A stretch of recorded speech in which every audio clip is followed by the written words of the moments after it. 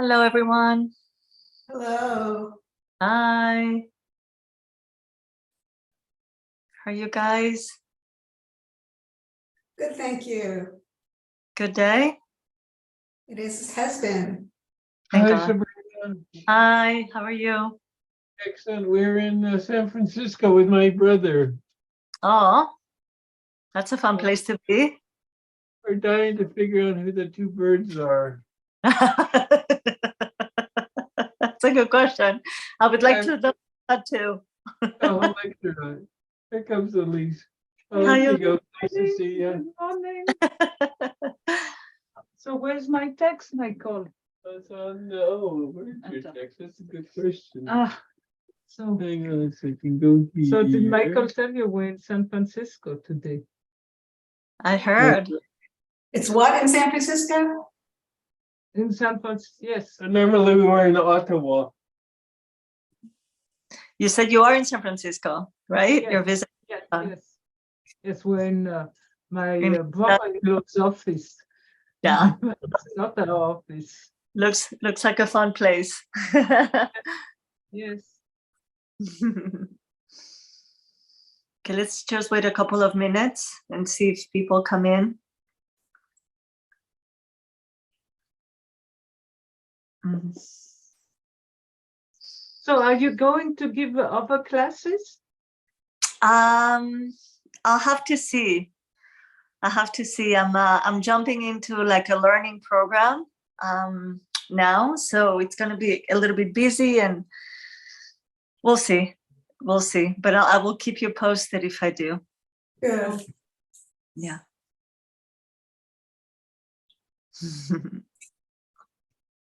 I put on a lot of text for today. I'm not intending that we'll cover everything, but I thought you might want to have it as a reference, because there's a lot of richness in it, and we'll see what we get to.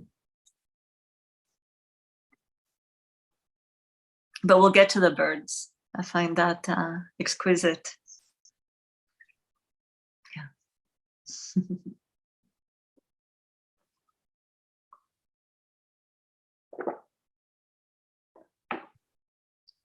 So why don't we start, since we are on time?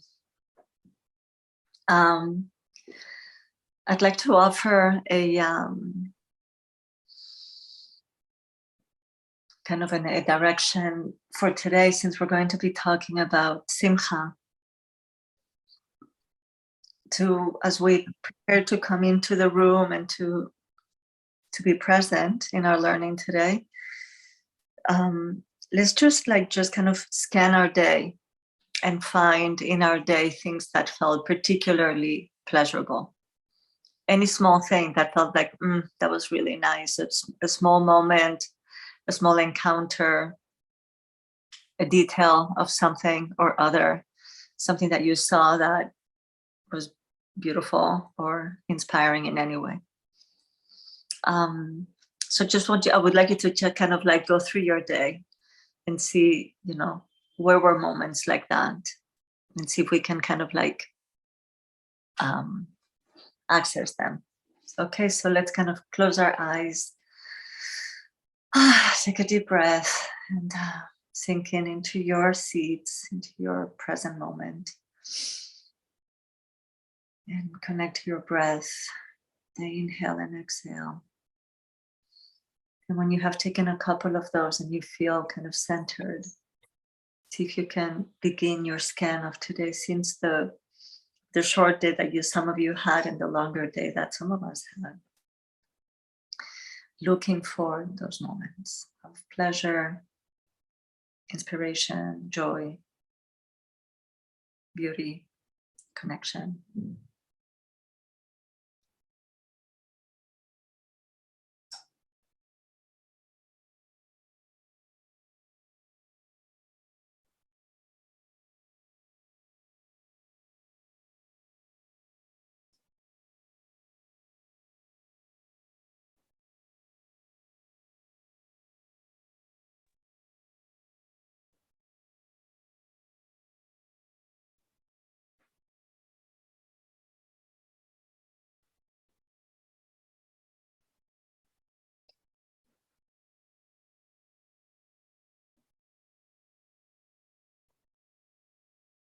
Ay.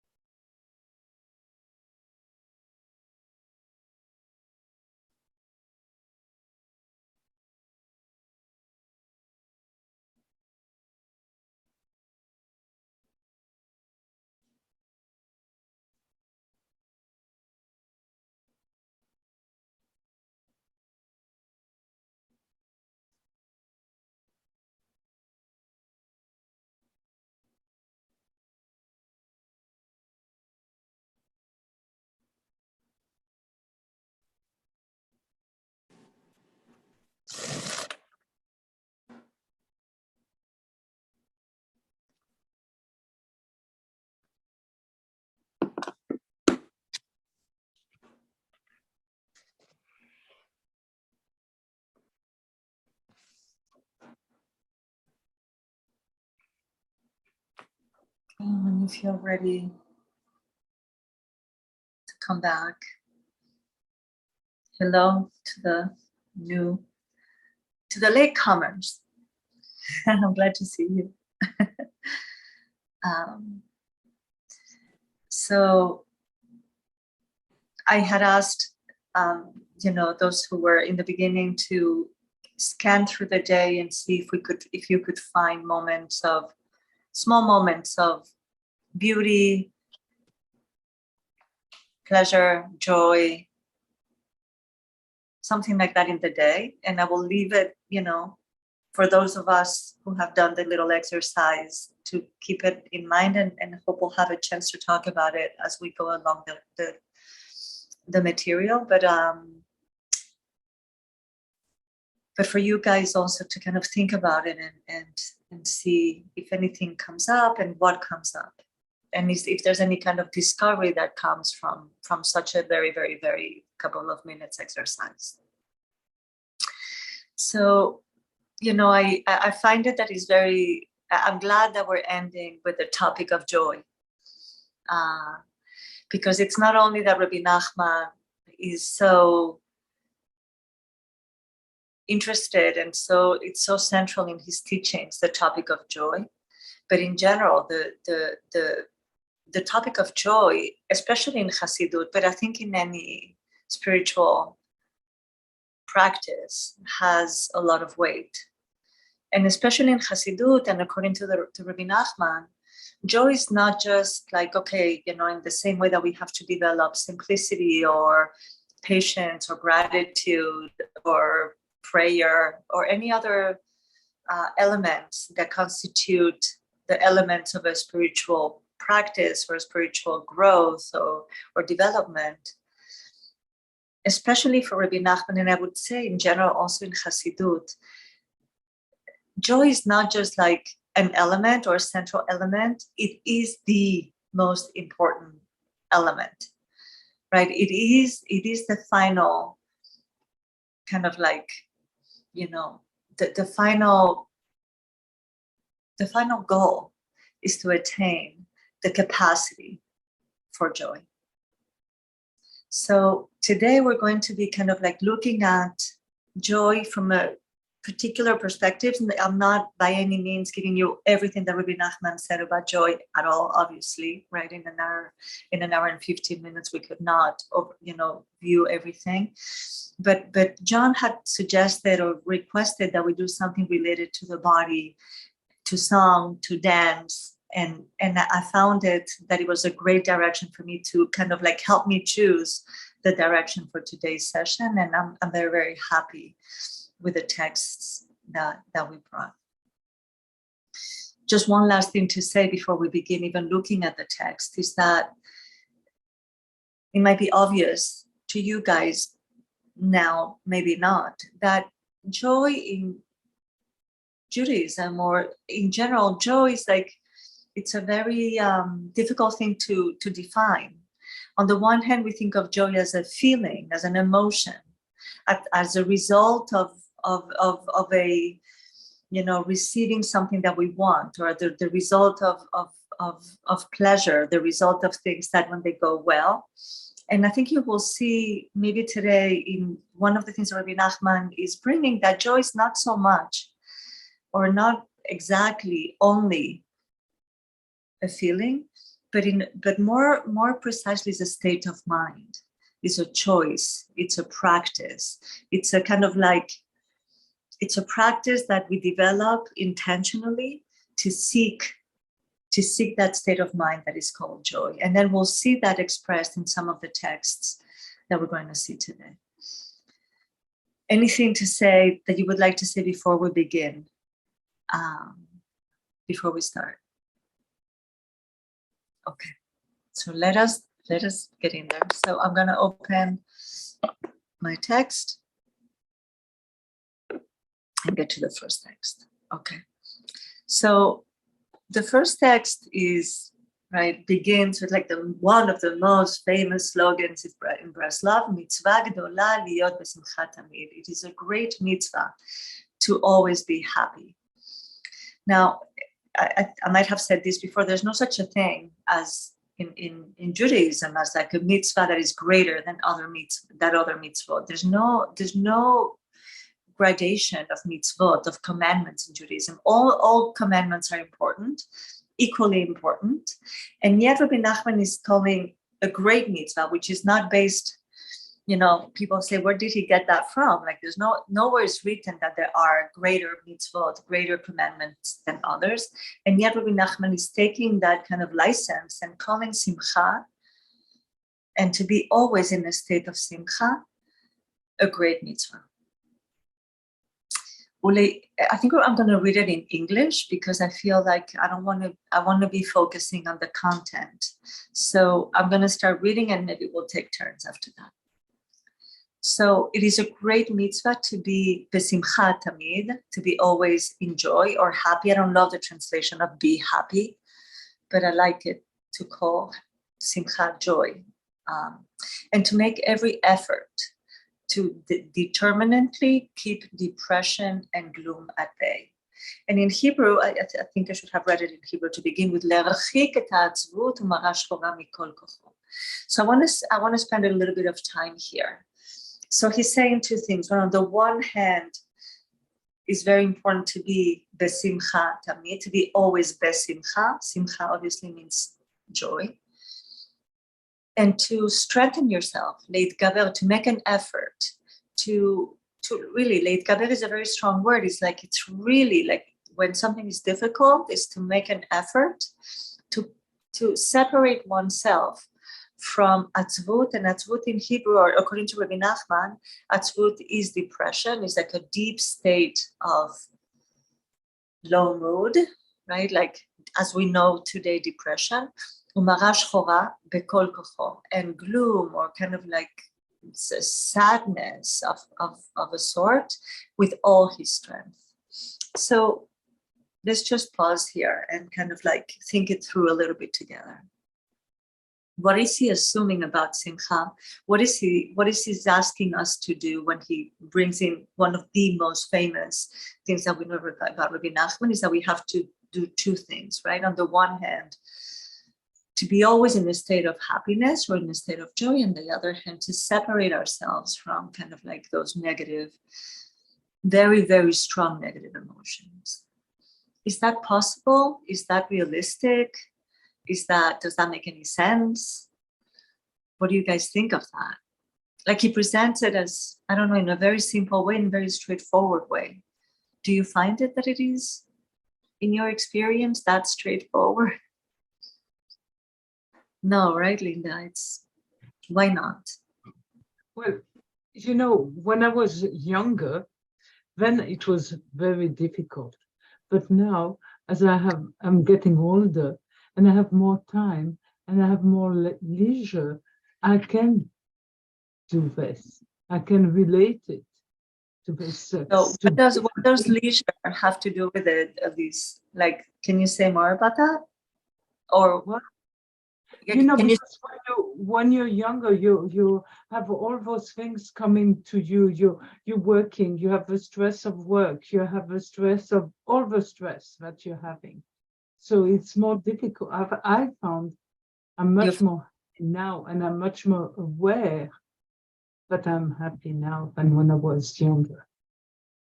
I don't know about So having the time and not having come at you has helped you develop an awareness that is easier to tap into simcha. yes. And then you could say, well, Shabbat is the moment where you can take, but you have the time to be happy and to create this state. And you have to either take it over the week, and how long you can take it over, stretch it over the week. Yeah. Any other comments that you would like to add? Because I think it's very important to, I'm going to say this now, and I've said it so many times, and it's so real. Rabbi Nachman didn't shy away from showing to his Hasidim when he was having a hard time. There's a whole session that I debated to add, but I felt like it, for another time, where there's a description of Rabbi Nachman after he lost his son, and he was like so destroyed, despondent, so broken by the death of his. I think he was a year old, like very like a really really baby. I don't know if younger than a year old. And it was not only the fact that he was his son, which he often spoke about the difficulties of being a father and bearing the pain of his children, the physical pain and the emotional pain and the difficulties in their lives. Like he was carrying that with difficulty. And in this case, he was very, very sad and very broken, and he showed it very strongly. They were on the roof of the house of the Rebbe. And Rav Nassan, his main student, and Rav Naftali, I think he was another very close student of Rabbi Nachman, got so scared that they flee the room. They flee the attic, like the mirpeset, right? The balcony, whatever they were, the top of the house. And they flee and they left him because they couldn't bear to see the Rebbe in such a state. The next day, Rabbi Nachman, and this is Rav Natan writes about this, right? In all the autobiographical material that exists in Breslau, which is very extensive. And the next day, Rabbi Nachman said, had you not left yesterday, I would have been able to share with you a Torah that came to me in that moment. And it is assumed that Torah was not given, was lost, because the students didn't stay there.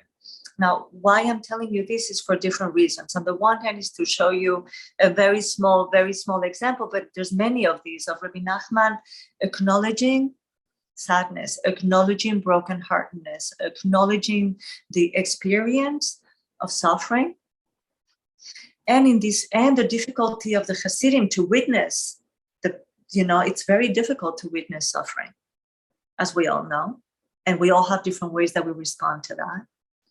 And their response of fleeing, Rabbi Nachman addressed that by saying, you lost the opportunity to see and to receive what opened up in me as a result of that experience, right? So that there's a productivity that came along that experience that the Hasidim lost, right? Like a Torah that was lost as a result.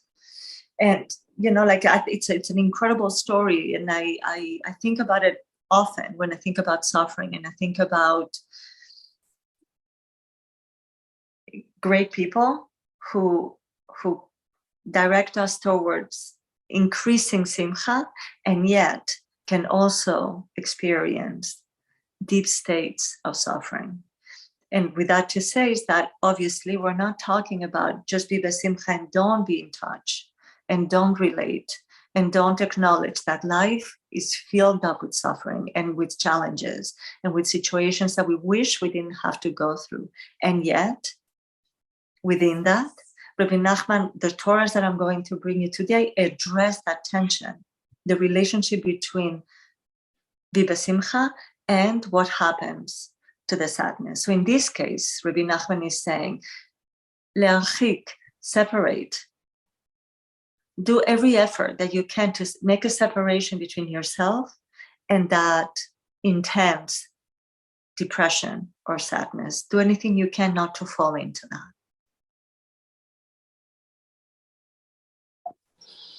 Well, go on. Written.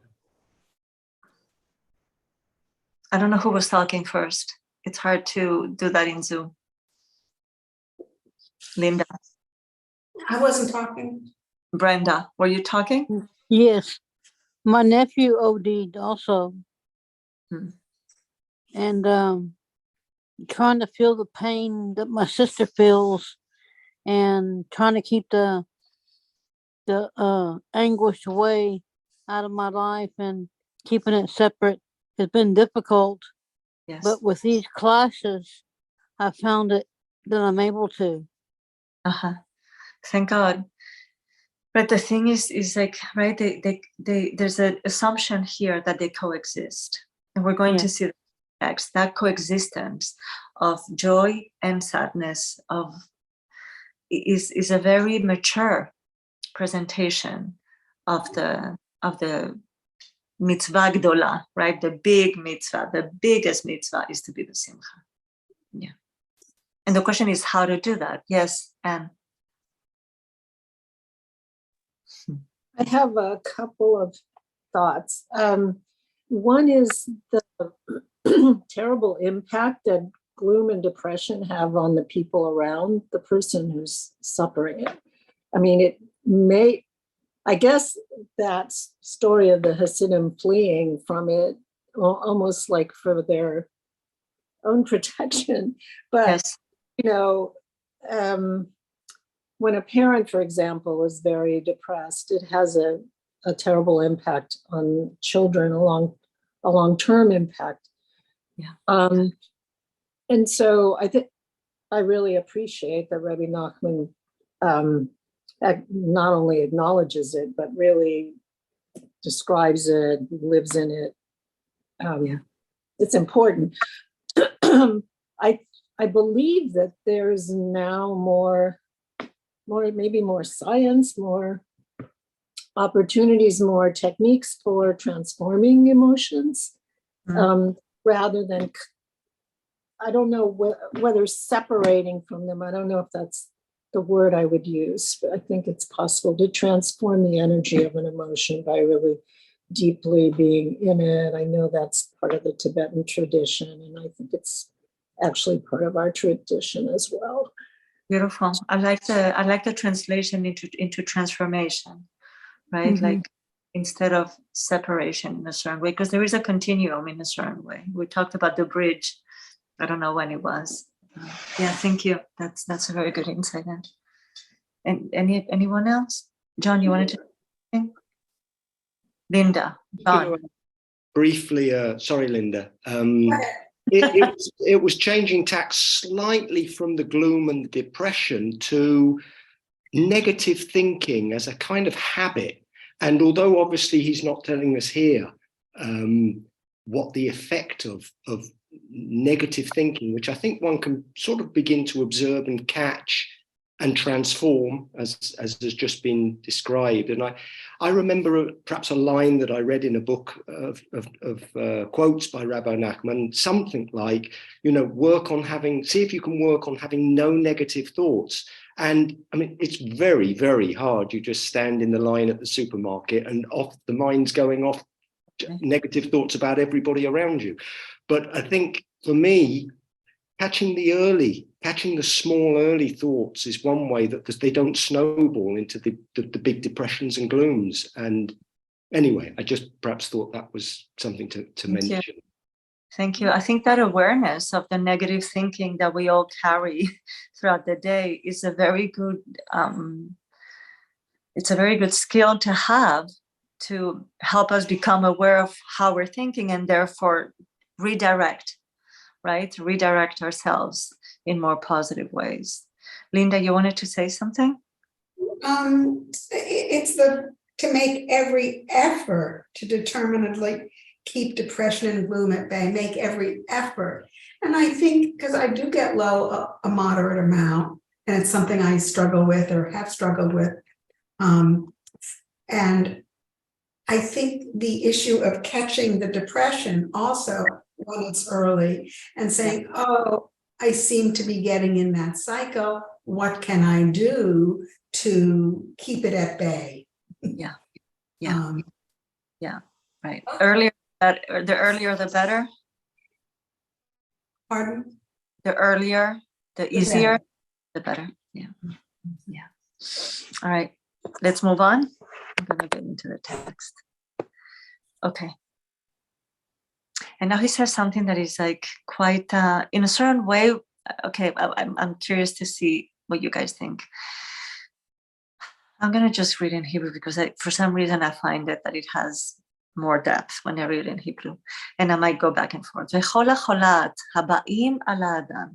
And all the illnesses that come to a person, kulam ba'im rak mikilkul simcha. All these illnesses, all of them, he's very extreme in how he's presenting.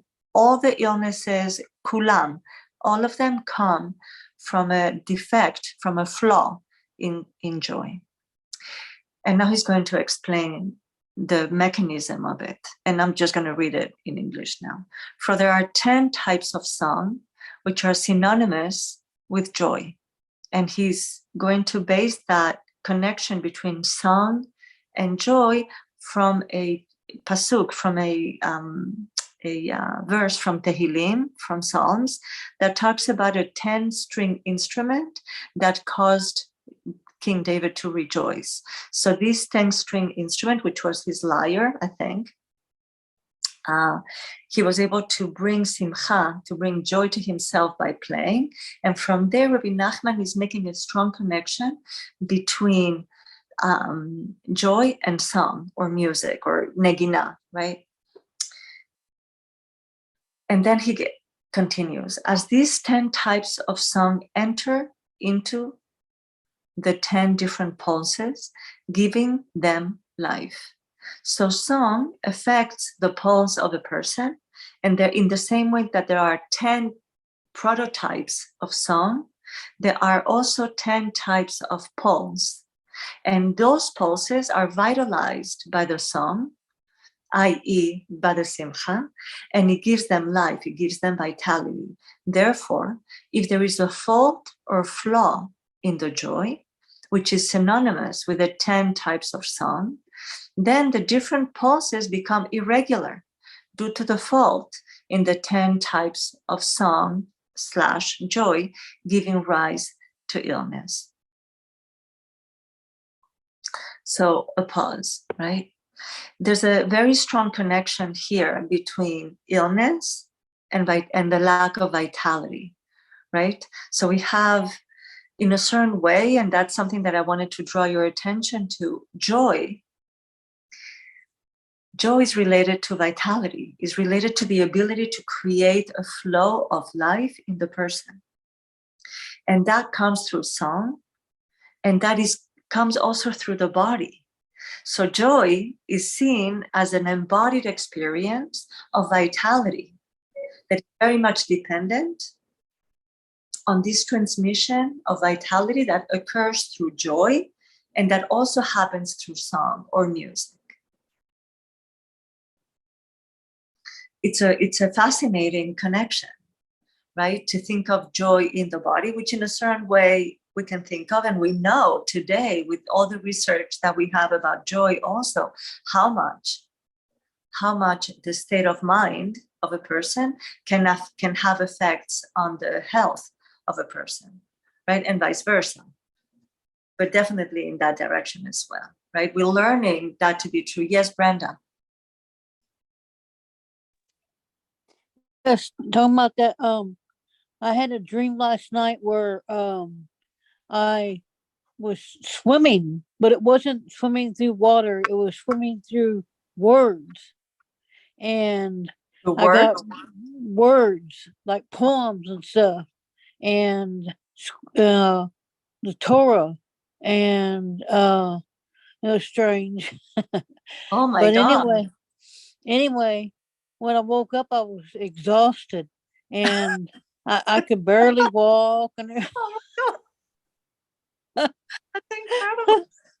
and talk about vitality. Boy, I needed some vitality then this morning. Oh my God, incredible. Wow. Did you feel like, was it a pleasurable swim? Yes. Words It was like I was learning all like kinds of things. amazing, amazing. Wow, I was learning all kinds of psalms and learning all kinds of scripture and incredible. Wow, that's quite a dream. yeah. Wow. Also the image of swimming in the words of, it's actually amazing. My husband has an illustration that he created of a what do you call them, the women fish, a mermaid swimming in a page of Gemara, like, so like now I'm just seeing that image, but I never really thought about that, like just now that you brought it, I was like, oh my God, what a he made me understand the picture better. Amazing. Thank you, Brenda. Okay, I hope you get a little bit of a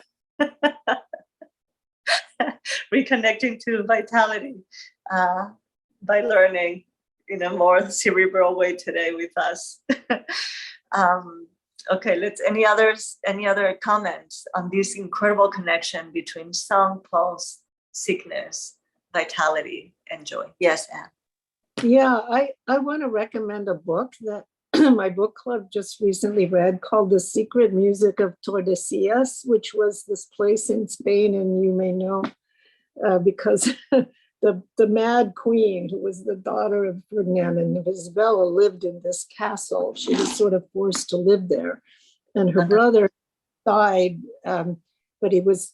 I think before radio and television and all of those things, musical instruments were extremely important, and so she wanted to hear this instrument, the vihuela, and there's some evidence that she hid some secret Jews in that castle. So, and there were instruments that the Jews had played, and also that the Muslims had played that were absolutely outlawed. So, Anne, the could you say wrote again the name of the book? oh, it's The called the Can you Secret put in the Music. chat? Yeah, Can you the put- Secret Music of Tordesillas, which is Tordesillas. It's written by a professor, and she plays the music. She plays those instruments, and been really well received by musicians. So, but it's really quite moving, that relationship between these people who were not only imprisoned but hiding their religion, and how important the music was for just the book covers about 50 years. Thank you. Yes, And I'm please. thinking that was the same thing with Rabbi Nachman. I think musical instruments were extremely important. Yeah. Yes. Yes, Linda. When you say pulses, I'm thinking of actual Yes. pulses like that they do in acupuncture pulses. Yes. Is that Yes. what you mean? Yes. Yes. That's what he's talking about. Yeah. I mean, I don't know if you would say the same system of pulses that the Chinese medicine has, but it's definitely talking about the pulses in the body, the heart pumping, and the ability of the flow of energy inside the body. He's definitely talking about vitality. Okay. So for all the 10 types, number 4, for all the different types of illness are contained within the 10 types of pulses. Similarly, all the different types of song are contained within the 10 types of song. The illness that arises corresponds to the flow, to the flaw in the joy of the song. Eminent physicians too have spoken at length about this, that all illness is the product of gloom and depression. It's interesting to me, just that I'm not gonna, I mean, I don't know, I don't know the science here or anything like that, but like that it's interesting that he's talking about that there's a correlation between the illness and the type of law of song or joy, right? That there's a direct correlation between the two. It's I don't know, maybe one day we'll get to a scientific understanding of this, but this is what he said in the 1800s. And then he says, "Ve'asimcha hi refuah gdola," and joy is a great healer. Okay, let's just stop there, right? That's it. Just for that, right? Like joy, ve'asimcha hi, I feel like I want to draw it and do some art with it. Joy is a great healer. And in the future, it will increase tremendously. And when he's talking about the future, you see it in like, with future with like a big F, because he's talking about in the future when Mashiach comes, right? In the days of the Messiah. In those days, joys will increase tremendously. For these reasons, our sages of blessed memory said, and this is an incredible, incredible passage. So it goes like this, and I'm going to read it in Hebrew because I love it. לעתיד תתגדל השמחה מאוד, in the future, שמחה will grow. ועל כן אמרו רבותינו זיכרונם לברכה, עתיד הקדוש ברוך הוא, in the future, in those days, God will be ראש חולה לצדיקים, that God will be the healer. Is that what? How is it translated? Because he's playing with the words. That isn't. Yeah. No, so chole, okay, so in Hebrew, the word chole is a sick person, right? But chole also comes from the word chol, machol, chulia, which is a circle. So in the future days, God will create a circle for the tzaddikim. But it happens to be that word for circle that is used in the Talmud is also the word that we use for sick person, right? So God will create a circle for the tzaddikim, dehainu, sheyaseh machol latzaddikim. That is to say that he will make a circle dance for the tzaddikim, vehu yeh rosh hachole. And God himself will be at the head of that circle. So another incredible image. In the future days, when God willing, we get to a place of finally figuring out how to be in this world that is not so filled up with suffering, and there will be an explosion of joy. And then Rabbi Nachman takes from the Talmud, the Yerushalmi Talmud, the Jerusalem Talmud, and gives us this image of God creating a circle dance of righteous people, and God being at the head of that circle, dancing with the people in joy. And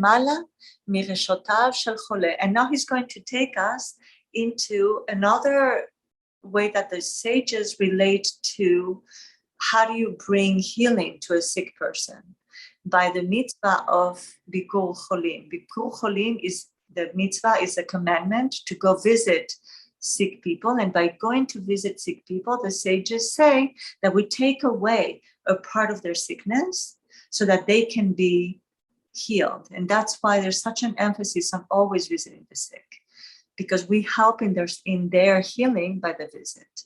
So, but now he adds, ולעתיד על ידי השמחה יתקן, wait, where am I? In 6. כי שכינה למעלה מראשותיו של חולה. Because the Shekhinah, the indwelling presence of God, an aspect of God, which is called Shekhinah, indwelling presence, is always placed on the top of the head of the sick person.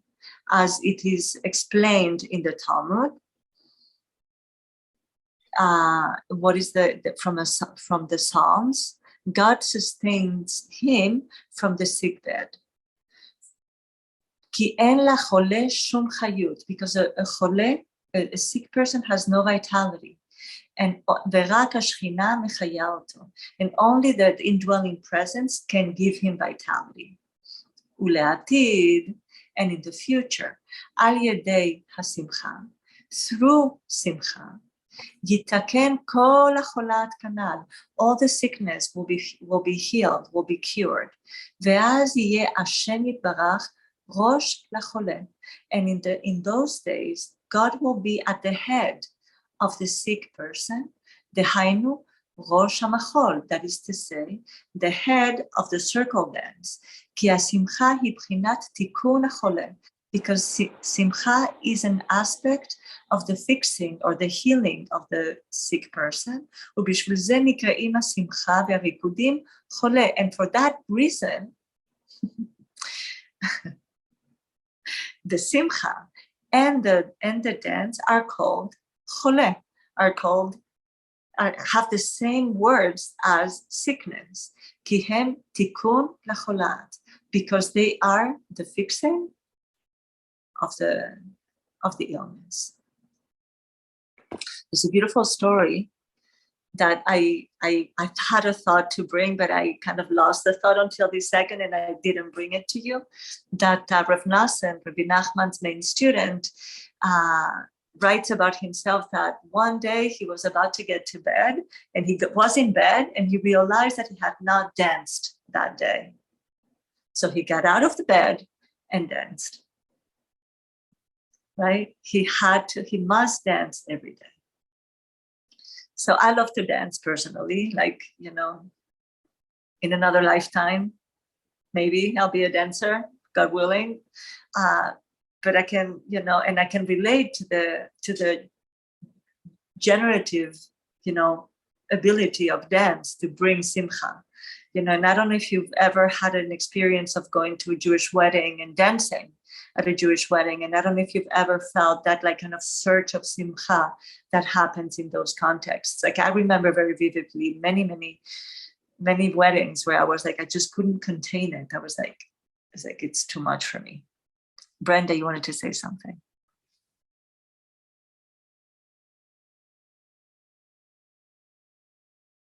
You're muted. Yeah. No, not me. Not me. I didn't. Oh, you didn't? Oh, so maybe I saw the hand. So I don't know if you can take off the hand because then I saw it. Let me see how to let me figure out how to do it. Okay, so I know that it's there. If you want to say something, just unmute and you can interrupt me. So I leave you with that image, right? Like the connection between simcha, healing, dance, song, music, right? Very holistic, very embodied, very much not about being happy, but bringing in vitality into the body. So that's one. Let's move on, unless you want to say something. I feel like the text really speaks for itself. And I think that the thing is not just really I think it's very important to know those connections, because then it can attune us to, again, those practices of whether it is transforming or separating ourselves from sadness, right? Through what do I need to do now? Do I need to dance? Do I need to play an instrument? Do I need to listen to some inspiring music? Do I need to focus? I don't know if we'll get to that, but maybe that's why they play music in the hospitals. Yeah. That's a great idea. I don't know if they do that, but it makes sense, right? They do that at the VA. Yeah. Yeah. Yes, Elise.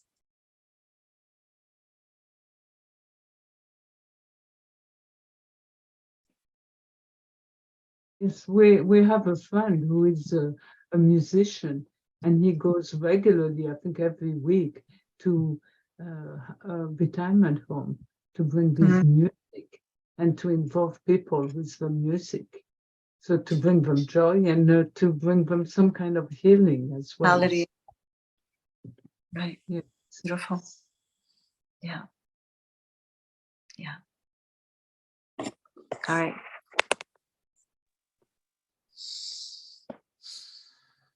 I think also the image of, as if to say God, in a circle dance with the tzaddikim is like he's so fresh, he's so, I don't know, there's something so light and so childish and so simple. And I wanted to talk about simplicity, right? Like when we learned about the chacham and the tam, like the ability of the tam to be besimcha comes from an ability to be simple, to not seek perfection, not to seek, and to be happy with imperfection, right? Whatever, like we're not going to get into that, but that's another big source of simcha that Rabbi Nachman, I didn't bring it for today because I wanted to stay more in the dance and in the body. So now this is another incredible, it's a different Torah in Likutei Moharan. So again, excerpts from Likutei Moharan. And in this one is another tool that, again, I remember when I first learned it the first time, I was like, what is this? And slowly trying to understand more in depth, what could this mean? So he says, בעניין השמחה, in the topic of שמחה, על פי משל, שלפעמים כשבני אדם שמחים ומרקדים, אזי חוטפים איש אחד מבחוץ, שהוא בעצבות ומרה שחורה, ומכניסים אותו בכל כוחו, תוך המחול והמרקדים, ומכריחים אותו בעל כוחו, שיהיה שמח עמהם כנען. So he says an analogy, sometimes when people are happy and dance, they grab someone standing outside the circle of dance who is depressed and gloomy. And they do that against his will. They bring him into the circle of dancers. And again, he repeats, against his will. They force him to be happy along with them. And then he says, ויש בעניין, וכך יש בעניין השמחה. And so it is with the topic of simcha. כי כשאדם שמח, אזי המרה שחורה והייסורים נסתלקים מן הצד. And so it happens with simcha. When a person has attained a certain ability to experience simcha, so then the gloom and the depression stand from the side. So, okay, he's going to develop that a little bit more. And he's going to talk about that transformation that Anne was talking about earlier. But again, another image. We're at a dance party. We're in a simcha, right? Like in any kind of simcha. And I don't know if you've ever been the person standing on the side and been pulled into the circle and not wanting to go and people pulling you. Have you ever had that? Right? I've had that, right? Like, I don't want it. No, come. And then suddenly something happens to you when you join that you can a little bit, again, the little bit that we've learned about before, transform and bring in the yagon v'anecha into the simcha. And this is very important. Just think of the image. So on the one hand, he's saying separate ourselves from the sadness or deep sadness. But now he's saying, well, there's another way. And again, there's alternatives or ways or skills or strategies. And this other strategy is what? To force. And he says it twice, is there's a forcefulness to bring the sadness into the dance of the joy. What would that mean besides the physical experience of having had that in our lives? What is the teaching here about? What do you think he's trying to teach us with that image? About the relationship maybe between sadness and joy. And what is, I'm curious to hear from you. I think he's saying you should take the bull by the horns. You shouldn't let it sit, but you gotta go do something. You gotta go. Right. Right. Yeah. Like, and when you say that, I hear the forcefulness. It's like, all right, I'm gonna catch you here. I'm just not gonna let you leave. I'm gonna hold you and bring you around, right? Like there's a way where there's a time, there's a situation where that is what we need to do. It's a little intense, right? It's not always, that forcefulness can sometimes be a little bit insensitive. So it's not, I don't know that it applies in every situation. But it's definitely, he's bringing that as another alternative to how do we relate to Yagon, which is sadness. Just to throw in something, again, coming from another tradition, but the symbol of the yin and the yang would almost suggest that when gloom is at its greatest point, it transforms. It's so close to joy. And I don't understand that. As a musician, I can tell you that playing klezmer music is the closest that I've come to that experience where you're playing notes and scales and modes and harmonies, which in a sense are very sad. I mean, there's almost a depressive aspect to some of the music, but of course the rhythm infuses it, the pulse infuses it with another quality, and it flips into joy. And that's the image that came through. And I know what it's like, as we all, to be grabbed and said, now come on, you're going to enjoy yourself. And you're so close to wanting to do that. And maybe not in a depressive, I can't talk about someone in clinical depression. I can't, but a kind of ordinary sadness can flip over. In fact, maybe the sadness and the joy are actually the same thing. I don't know where that takes us, but right. But that there's a continuum, right? That there's an ability, and I like also that there's somebody else that is going to help you with it. That the help comes not only from you, like in the first text, where it's like you have to try with all your strength to stay away or to separate or to, right? Here's like, there's other people that can help you. And when you take a hand that's outstretched, when you take the hand that's outstretched to you. Right. When you let yourself take the hand, And then again, what John was saying, like when you were saying, like the pulse, and that related so clearly to the previous text, right? Like there's a pulse that is happening there that you can like bring yourself into it. Then that transformation, and I think Rabbi Nachman is very much interested in those moments of transformation of one thing to the next. I think that happens often. What Rabbi Nachman is saying, the fall is in the service of the Aliyah. Those moments of like transformation from the peak to the Aliyah are just something that Rabbi Nachman spends a lot of his Torah describing and talking about. And I think in this text, he's really, really tapping into that again, saying there is a way. And, there is a way that I'm going to describe you, the ability to bring, not to separate and dissociate and compartmentalize, but actually the opposite, transform and bring into that loop what was Yagon, what was sadness, into the exhilarating experience of dance.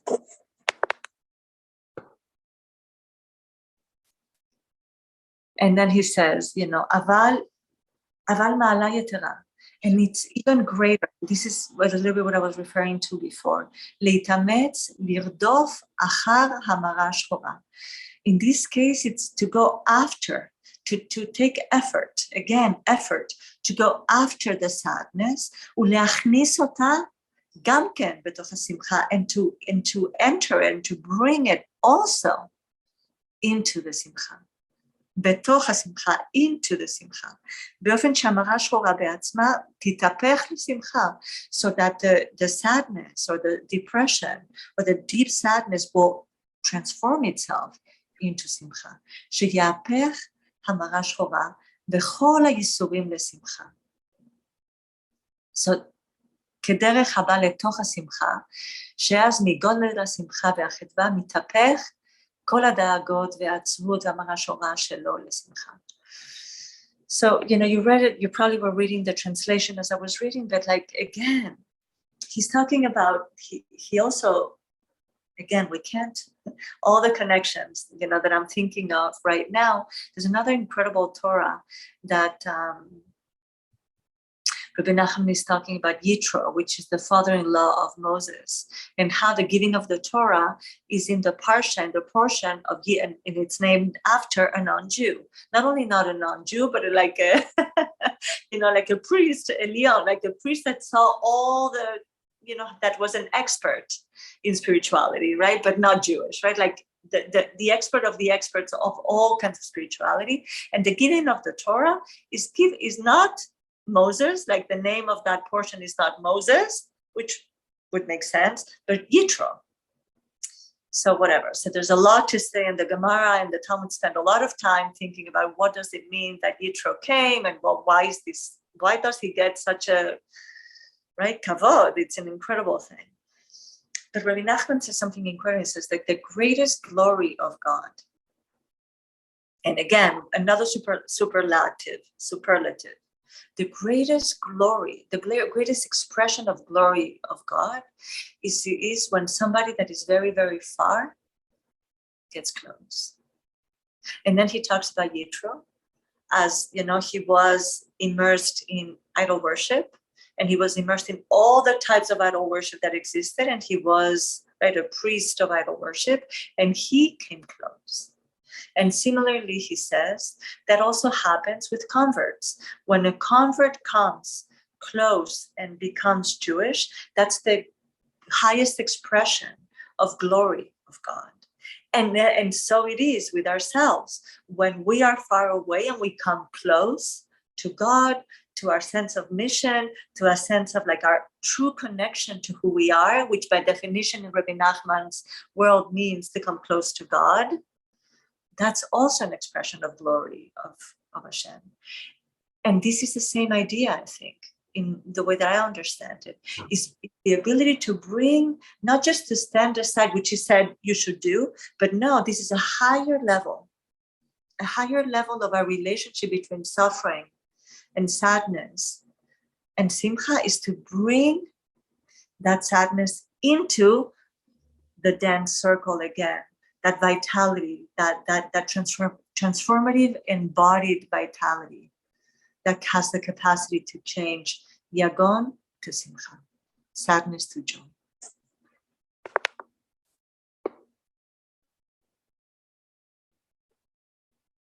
It is like a person who comes to a celebration.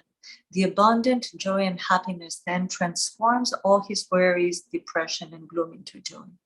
We find that he has grabbed the gloom and introduced it against its will into the joy, as the aforementioned analogy.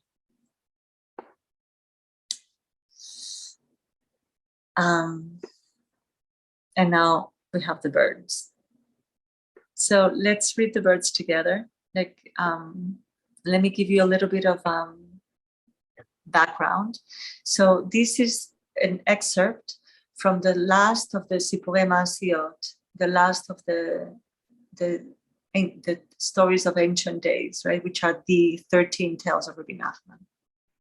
And this tale is called The Seven Beggars, which is one of the most famous, complex, incredible stories of Rabbi Nachman that I encourage you to read. They're incredible. I spent a little bit of time this week thinking through it, and at the end, I brought this. Also, I have to say, it's like I got this story from my husband, my holy husband, Ariel. He taught it one year when we were at Isabella Friedman, for those of you who know Isabella Friedman, and it was like, I was like, oh my God, what is this story? And again, the stories of Rabbi Nachman, they work on the subliminal level, whether or not we understand them rationally, or whether or not they stay with us, and they create a space, and they create a real awareness of Itorerut, as we said when we first studied the stories. The stories are coming to wake us up. So this is a awakening, I think, of a certain aspect of simcha that I hope will plant seed in you today. So let's read it together. Do you guys want to start reading it and stop when you feel like stopping, and the next person will take on the reading?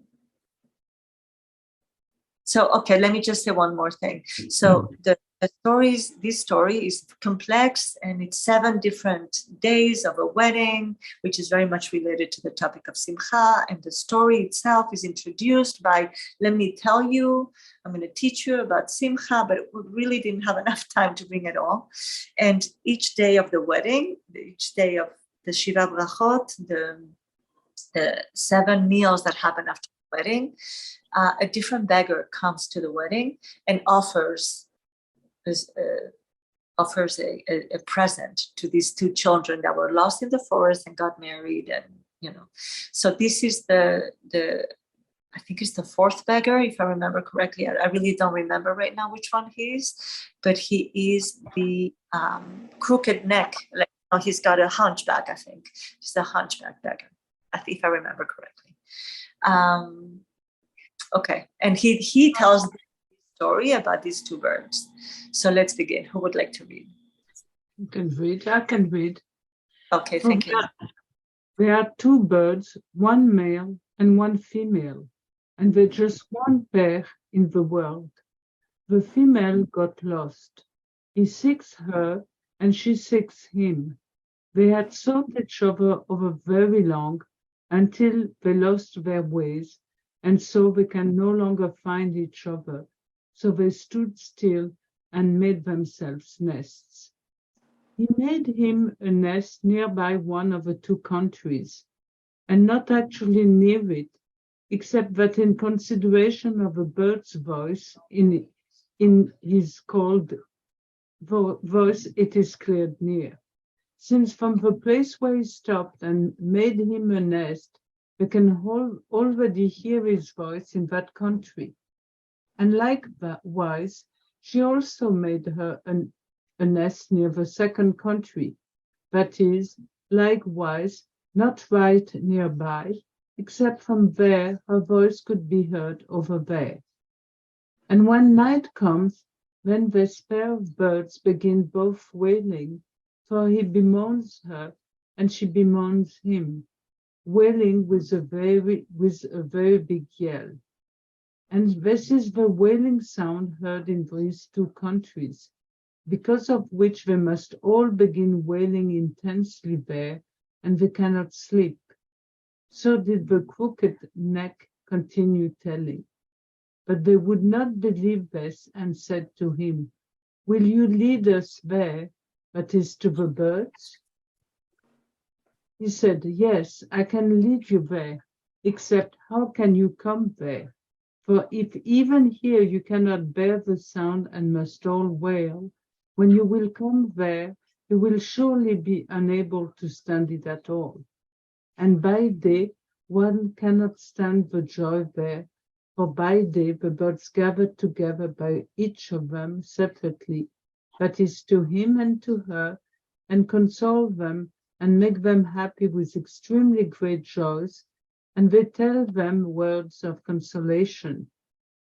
You will still find each other, making them very happy, so much that by day it is impossible to bear the joy there. And the sound of the birds making them happy is not heard from afar, but only when one arrives there. But the sound of the pair wailing at night, it is heard far away. You cannot therefore come there. They said to him, "Can you correct this?" Thank you, Elise.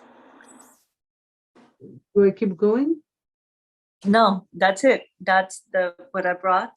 I mean, it continues, obviously, but this is must speak is enough for now. So these 2 birds, right? She gets lost. He looks for her. She looks for him. They cannot find each other. They create nests. They kind of settle down in the reality of yearning.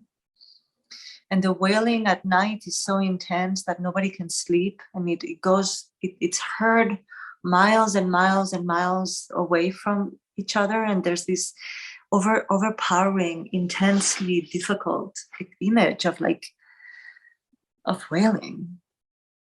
And then during the day,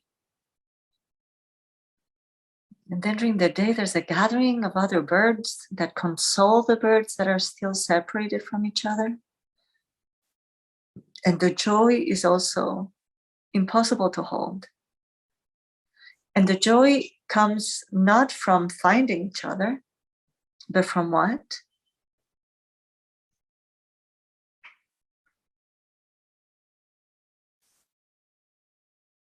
Being consoled. And what is the consolation? Where does it come?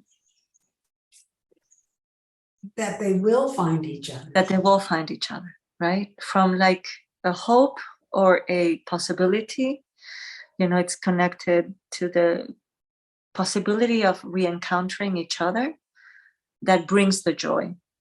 And that to me is very, very telling. I mean, that for me, that's where I most direct myself to. It's like, oh, so joy is not an outcome of attaining something in this story, right? But is the possibility, the conviction of the possibility of fixing that separation.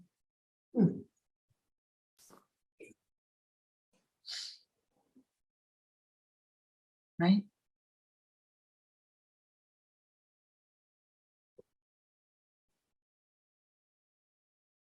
And again, it's through sound, like again, right? This connection between suffering and again, it's like, I think Rabbi Nachman is again speaking to the power of suffering. And it's amazing, right? Another piece is that I notice here is that the sound of the wailing is a lot stronger than the sound of the happiness, right? Like it's so much easier to feel, at least for me and many people that I know, to be on a bummed out state, right? Like the things that we do wrong or bummed out, like I'm like, oh, low, right? It's so much easier to give room, as you were saying, John, before, like negative thoughts, right? Like it's so much easier. They have so much more amplification in our humanity than the joy, right? And the joy is kind of like it's there and it's created by these other birds that come and console them, and they know. And then this repeats itself. It's like a never-ending kind of like process. It's like it doesn't end. Then at night, again, we lose hope. And then again at night, we start wailing. And then in the morning again, we see hope. And then we feel this exuberant joy. And then again, this like, it's like, oh my God, it feels like to me, so real, so much an expression of how we live our lives. It's never over. We're always in this like, okay, so I got a little bit, and now that I get it, and then I get it. Have like roller coaster of life. We're so not even expected that we will stay in the Zen or whatever, like in the kind of like in the equilibrium, but really constantly with this like noise and the solitude, the two birds wailing at night, and then the ability to bring in company and nechama, which I love that word, nechama. One of our kids' names is Menachem. And I always used to think that word, that name was like the ugliest name ever, like old, ancient, people in Europe or something, like really like not a name for a young kid. And then we named him Menachem, and I obviously love the name now, totally love it. And he's such a Menachem, like he's such a, okay, Brenda, thank you for joining. Nechama is a beautiful, I want to tell you a story about Nechama. So I haven't seen it inside, but it's been coming up lately in some conversations that I've been having, that there's, and I haven't found the source, but I will look for it. So there's a story in the Gemara of a teacher that is walking in the fields with his students, and suddenly they come upon a carcass of a desiccated dog. And the students say to the teacher, oh my God, what a disgusting image. Like they're like grossed out by it.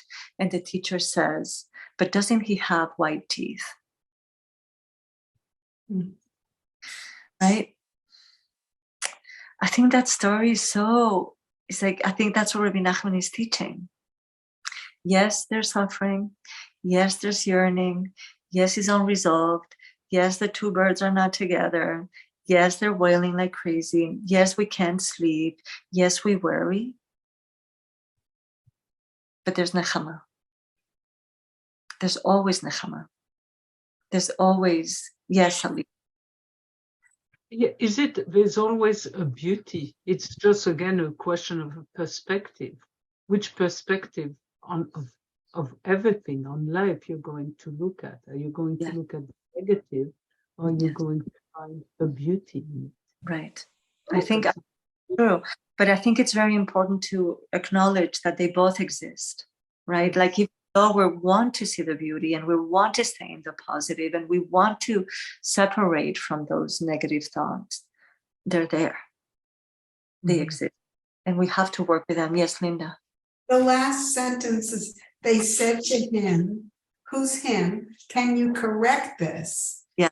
So that's the children that just got married talking to the beggar that came to visit on the fourth day, which is the crooked neck beggar. And they're in the story, he's telling them a story about these birds. It's like this seven beggar story. There's many stories within stories. So like we are within the story of one of the layers of the stories. So the children step out and say, wait, can you fix this? And then it continues, but you have to, yeah. And so it's the kids talking to the beggar. Yeah.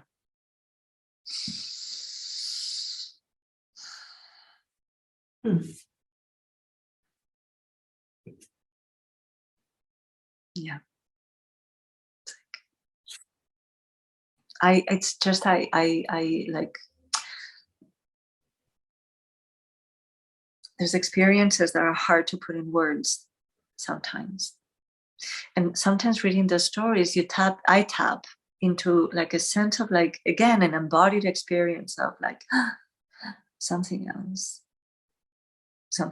Like I'm very drawn to Bezrat Hashem teach stories, only the stories, like do another series, maybe only 4 short or 3 or 5 or something, the stories, right? Like tapping into that energy or that, I don't know, nonverbal experience of, I don't know. I don't even know how to talk about it. There is a certain shift that you can kind of feel. Certain shift. Right? What it is and how it affects how you look out. Yeah. I don't know exactly, but there is. Yes, right? Like something that, it's another side. Like there's something that is, I guess it's moving from, this, the one side of the brain to the other side of the brain, like to a more poetic, less, rational side where the ways that the stories are told are very, very unexpected, like they're, I don't know. Could be that is the force of poetry or storytelling. I guess, I don't know. Yeah. But we are like in the last moments of our learning together. I'm sorry that some of us are not here today. But again, like I would love to hear now and in emails, any thoughts or any things that you feel like through these 8 sessions, how has your kind of knowledge of Rabbi Nachman, like what have you gathered? What would you say you take with you? Again, always my question at the end. And what would be a prayer, associated with that? Or a sheifa, how do you call that? A longing. I don't mind kicking off just to say that, for me, this course has just confirmed that however I came across Rabbi Nachman, and I can't remember exactly, I think it was picking up a little book somewhere, my intuition and my instinct took me to the right teacher. And this course has kind of opened up a whole panorama of more to explore. And just on a very specific level, I can say I wasn't sure that I could make this session, and I arrived home at 3 minutes to 7, tired, with a few negative thoughts, and I'm closing this session in joy. And that's the power of all teaching, of all joy. And I'm just expressing a lot of gratitude to you for bringing over these teachings, and my fellow students as well for making the class. Thank you very much. It's been a wonderful experience. Mm. Thank you, John. Thank you. I also want to say how much you, Sabrina, have brought to this. I really, really feel a depth of gratitude, and I wouldn't miss this class for the world. You know, I'm here every, I just think the world of the teachings and what you've brought to us and your energy. Thank you. Linda, is there anything that you feel like you would take with you if somebody put you on the spot and said, what is Rabbi Nachman? Who is Rabbi Nachman? What do you get from this class? I guess, well, because we've done it just today and there's always the richness of the moment. Yes. The issue of joy, because it's something that's very deep and very, it's important. So I guess the issue of how to look at and incorporate and be joyful. Beautiful. To say, I didn't know about Rabbi Nachman before coming to class. No, I didn't know. So it's completely new. It Oh was my goodness. completely new for me. And as I mentioned in my first email, it opened me to things that we're doing, you know, with my husband on a regular basis, which is to stop and wonder and be happy with in the smallest little aspects of life, you know, looking at a flower, looking at the little colors of the little different colors of a flower, spending time looking at nature and enjoying it to the maximum, you know, to really focusing on this. And so we're doing some of it in our everyday life, but definitely I will certainly focus on bringing and having and living more simcha, even more than what we have right now. And I want to thank you very much for these classes, which brought me a lot. You and the other people in the class as well. Thank you. I also want to thank you, Sabrina, for your sincerity and enthusiasm. And really, I know that you took a lot of careful time to prepare these texts. And my power went out. I'm in the middle of these storms in Sacramento. So I was so happy when it came on again this morning, but I wasn't. That's why I was a little late. The thing I'm taking, at first I looked at that story about the birds, and then I realized this it really does take time to study Rabbi Nachman's even one sentence. But it finally literally dawned on me that in some way he may be talking about the dawn chorus that the birds do, you know, before the sun comes up every day. And there's a reason why we pray then, I think. It's quite a beautiful thing. And they are also much more active, you know, at the other time in the with mixing of dark and light. And it's just quite beautiful. And he says, only when one arrives can one hear these songs of comfort. So thank you for your songs of comfort. It's just been really, really a joy to get to know all of you a little bit. So much. I wish you like all good health, lots of joy, good things. Stay in touch. Really stay in touch. I'll be thrilled to continue. Be well. And you'll hear from me. Mamash. Thank you for your presence. Thank you for your support, really, you know, and for showing up and your insights and bearing the learning together. Sending much love. What can I say? Thank you. Thank everybody. Thank you very much. Bye-bye. Bye-bye. It's a little sad. Bye. Bye, John.